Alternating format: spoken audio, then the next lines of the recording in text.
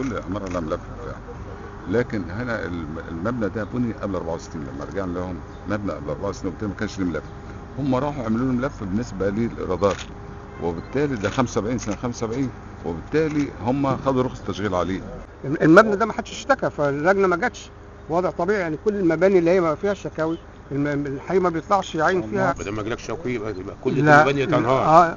لا العكس، هتنهار على الناس بقى. لا العكس سيادتك، ما هو ما دام ما جاتش شكوى، ما دام انت ما بتتحركش الا بشكوى يعني يبقى معنى كده اي مبنى قديم ممكن ينهار. الاماكن بقى اللي فيها تجمعات بشريه ثم مصانع وبتاع دي انت لازم تراجع بقى اللي اللي ملف واللي ملوش ملف. احنا عندنا مجموعه مصانع هنا ومصنوعات معينه لابد تخرج خارج المدينه، واحنا انظرناهم كلهم بالفعل، وفي قرار بان احنا جايين فيش مصنع يبقى داخل منطقه سكنيه.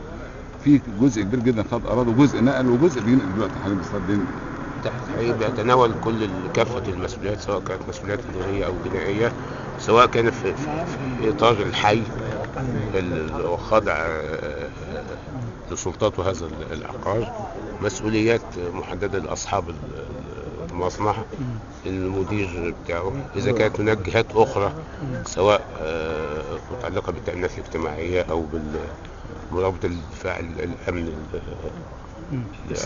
الصناعي للمصنع كله.